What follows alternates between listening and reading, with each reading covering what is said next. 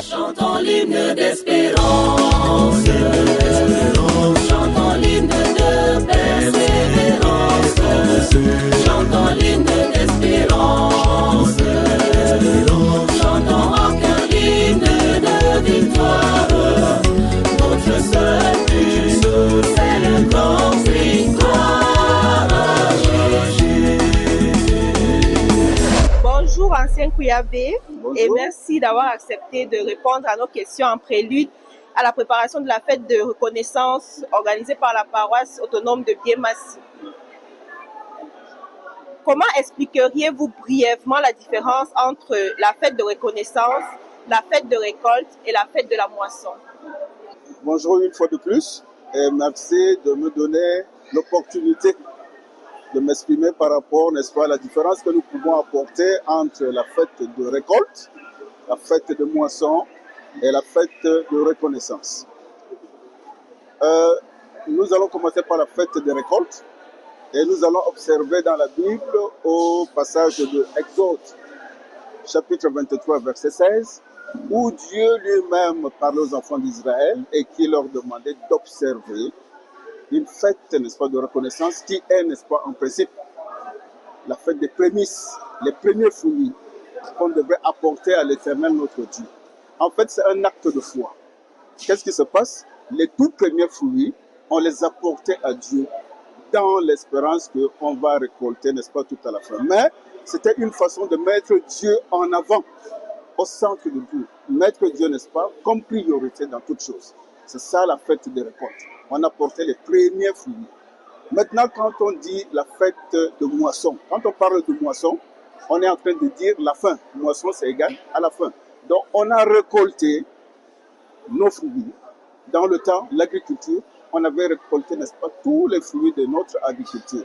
Les gens étaient donc contents et ils venaient donc dire à Dieu merci parce que tous les fruits ont été récoltés et il n'y a pas eu de perte. Dans ce sens, avec tout ce qu'on a, on disait merci à Dieu, d'où la fête de moisson. Maintenant, la fête de reconnaissance. En principe, on ne va pas trouver, n'est-ce pas, fête de reconnaissance dans la Bible. Mais les gens sont partis, n'est-ce pas, du principe de la fête de récolte, de la fête de moisson, pour effectivement donc pérenniser la fête de reconnaissance. Reconnaissance, comme on le dit, Dieu, dans sa parole, dans 1 Thessaloniciens chapitre 5, verset 18, il est dit, rendez des actions de grâce à Dieu en toutes circonstances. Alors, Dieu a fait du bien pour nous. Nous avions la santé, nous avons la vie, nous avons, n'est-ce pas, le bien matériel, il nous a bénis. Il faut s'arrêter un instant pour dire merci à Dieu. Et l'Église aussi. L'Église, c'est une entité. Nous formons l'Église et chacun, en ce qui le concerne, a été béni au cours de toute l'année par notre Dieu, d'une façon ou d'une autre. Donc ensemble, nous devons nous arrêter et dire merci à Dieu. Et on ne devra pas venir devant Dieu les mains vides. Voilà pourquoi les gens viennent avec des cadeaux de toute qualité. Ça peut être l'argent, ça peut être le matériel, ça peut être, n'est-ce pas, sa louange, d'où donc la fête de reconnaissance. Voilà un peu la différence que nous pouvons faire entre ces trois thèmes. Pourquoi est-il important pour l'Église de consacrer un moment spécifique à la fête de la reconnaissance, puisque c'est de ça qu'il s'agit précisément? L'Église aussi, comme j'ai dit, l'Église c'est un ensemble. C'est un ensemble. L'Église est juste, n'est-ce pas, cette entité qui regroupe, n'est-ce pas, des fidèles. Et chacun, en ce qui le concerne, comme je disais tantôt, a reçu, n'est-ce pas, des bienfaits de notre Dieu. Et ensemble avec l'Église, nous réfléchissons qu'à un moment donné, nous devons nous arrêter. Parce que dans l'Église, il y a beaucoup d'activités.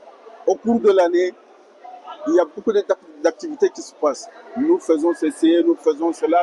Mais à un moment donné, il faut bien dire merci à ce Dieu qui nous donne la force de réaliser tout ce que nous avons fait au cours de l'année pour l'Église. C'est pour cela que l'Église a pensé qu'à un moment donné, il faut s'arrêter ensemble, prendre un temps de louange, un temps d'adoration, un temps pour venir dire de tout cœur merci à Dieu. Voilà un peu l'idée, n'est-ce pas, de l'Église dans ce sens. Et dans ce cas, quel type d'attitude ou de disposition de cœur doit avoir un fidèle ou est attendu d'un fidèle pour cette célébration? Un cœur de soumission, un cœur d'obéissance, un cœur qui aime ce Dieu qui nous fait tant de bien. Nous devons donc venir avec ce cœur tendre, un cœur d'adoration, un cœur de louange, un cœur, n'est-ce pas, de reconnaissance pour dire à Dieu merci, merci et merci. La fête de reconnaissance est prévue pour le 7 décembre. Quel message souhaitez-vous transmettre à l'occasion de cet événement?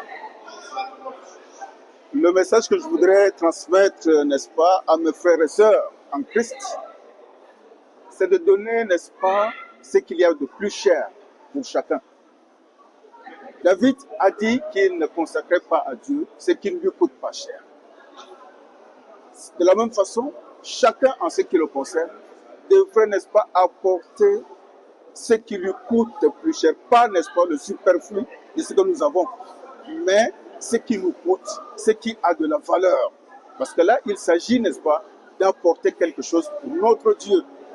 Donc nous devons apporter ce qui nous coûte cher, ce qui est important à notre Dieu, afin que Dieu, n'est-ce pas, déverse sur nous non seulement ses bénédictions en abondance, mais qu'il approuve effectivement ce que nous devons apporter. Comme dans le cas de Caïn et Abel.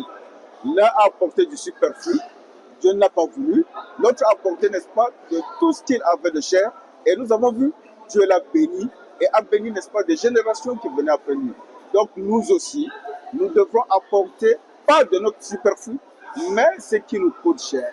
Ce que nous considérons comme, n'est-ce pas, valeureux. Ainsi, Dieu approuvera et il déversera sur ses enfants ses bénédictions en abondance. Job l'a dit, David l'a dit, Dieu n'est redevable de personne. Quand tu donnes à Dieu, il te redonne ce que tu as donné au moins, ou alors il te donne toujours plus. Quand tu donnes à Dieu, tu ne souffres jamais. Voilà ce que je peux dire aux fidèles.